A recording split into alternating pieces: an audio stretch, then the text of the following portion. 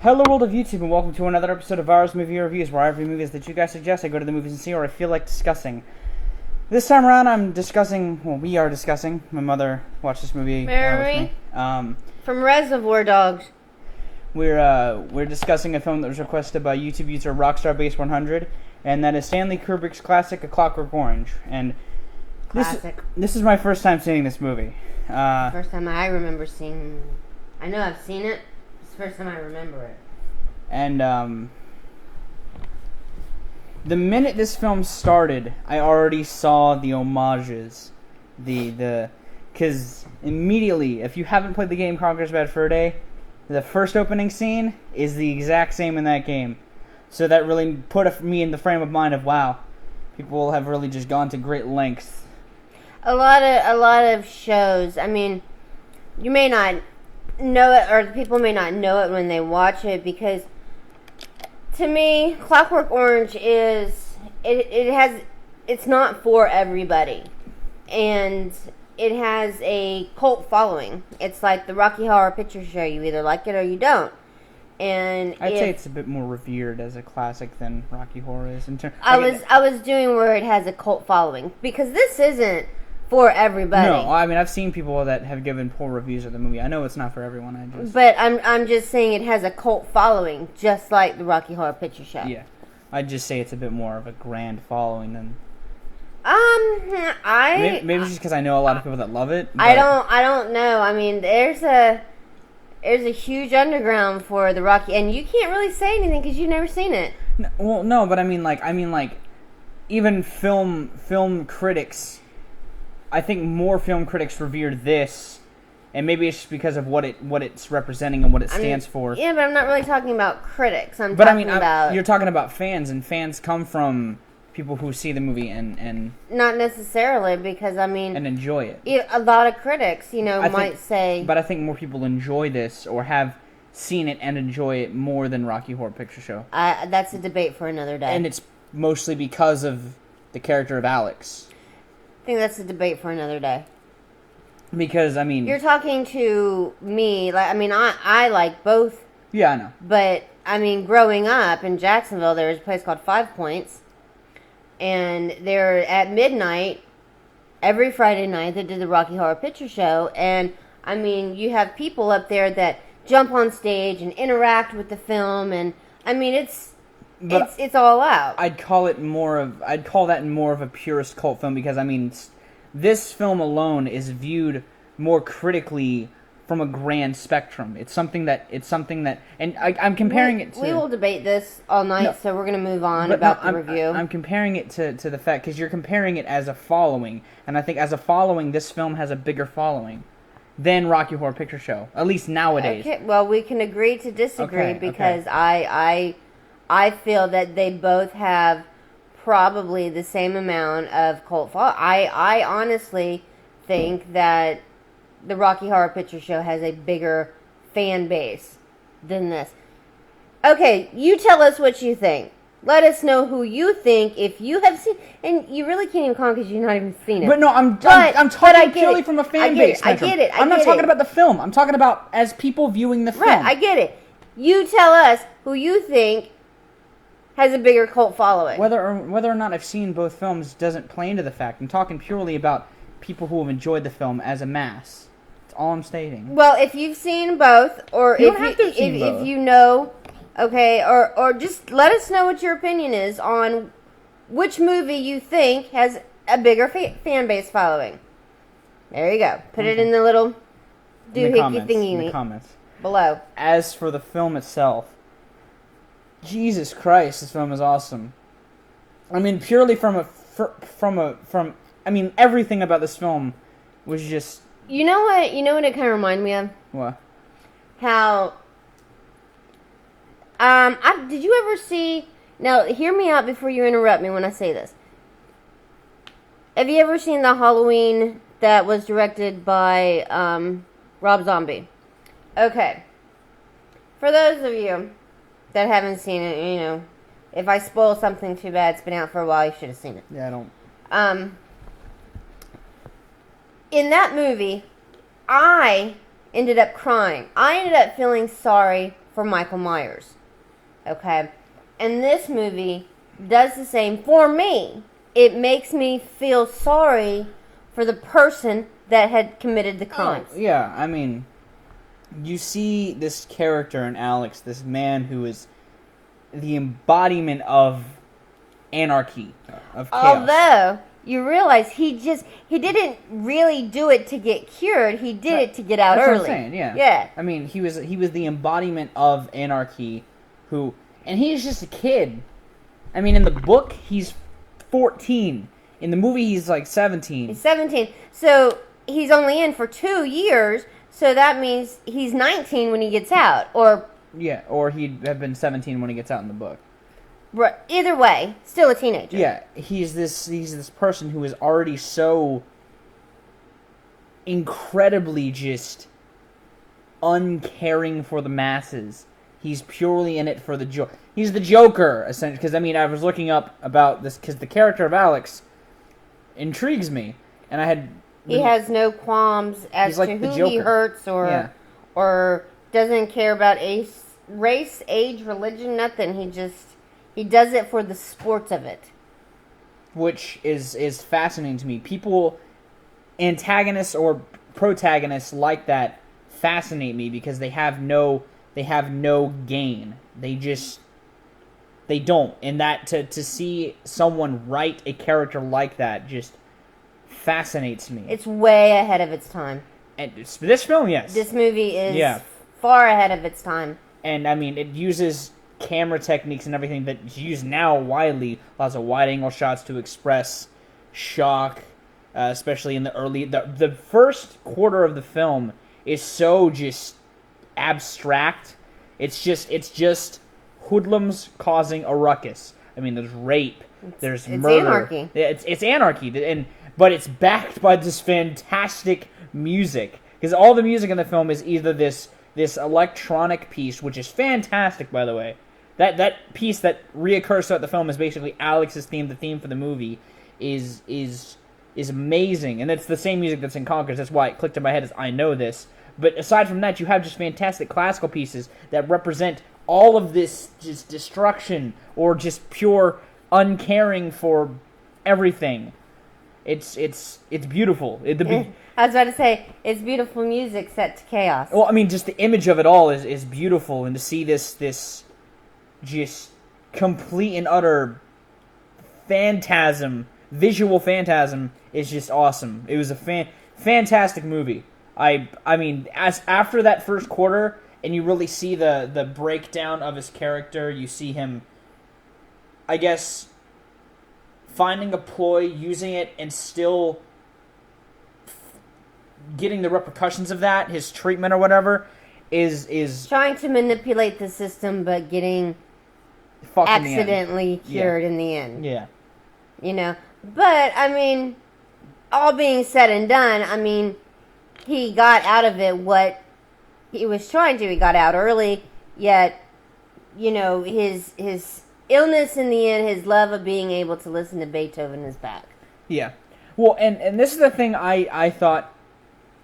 It's one bad move in the movie that I feel his character wouldn't have made. And that's when he's in the house. It's later in the film. When he's in the house, in the tub, and he sings Singing in the Rain. That's because... But this is why I think he did that, okay? He thought he was scot-free first because the guy didn't recognize him because he had the nose on, the mask on. One, I think he felt safe about that. Two, he was relaxed. He was finally in a place where someone wasn't trying to beat him, kill him, drown him. And then second, it was raining that night. But...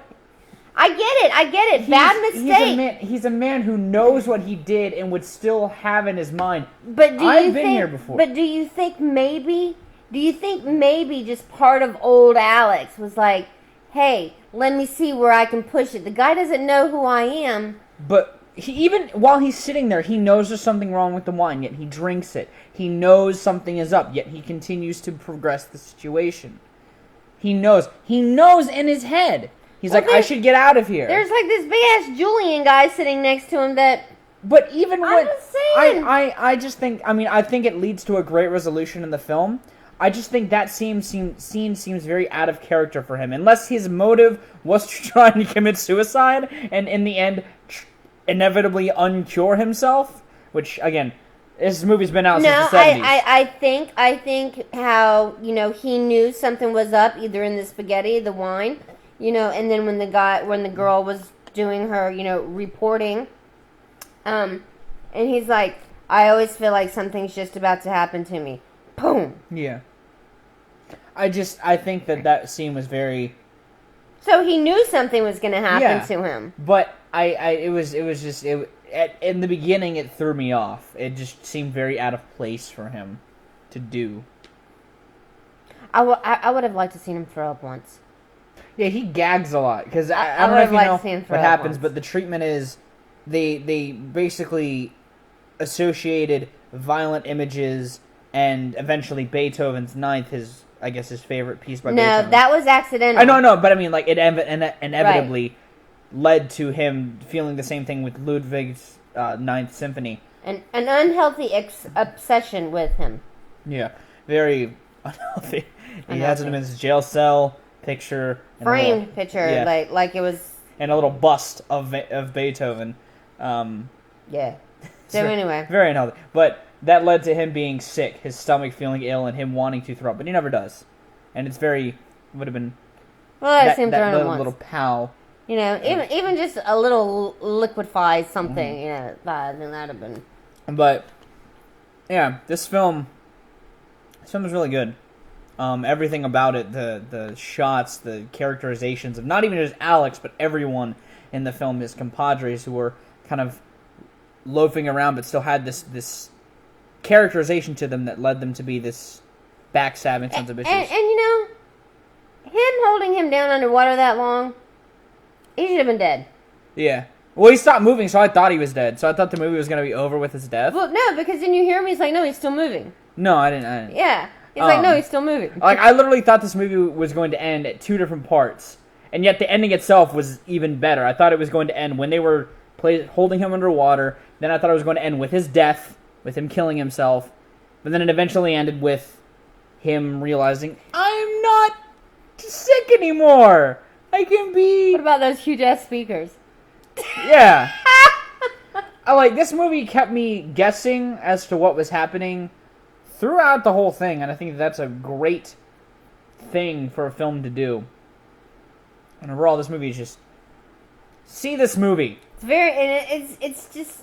It's if you don't mind rape scenes, murder, violence... There is a lot of female nudity. Yeah. I mean, even as far as... but I do have to say, I think one of my favorite things is, like, they're at this milk bar, okay? Yeah. And the guy goes, one of his comrades, after a night of, like, hell raising or whatever, he goes and he flips this little switch, and then milk comes out of this woman's tit. Yeah. So funny. So funny. The set pieces in this film were really well done, especially the milk bar.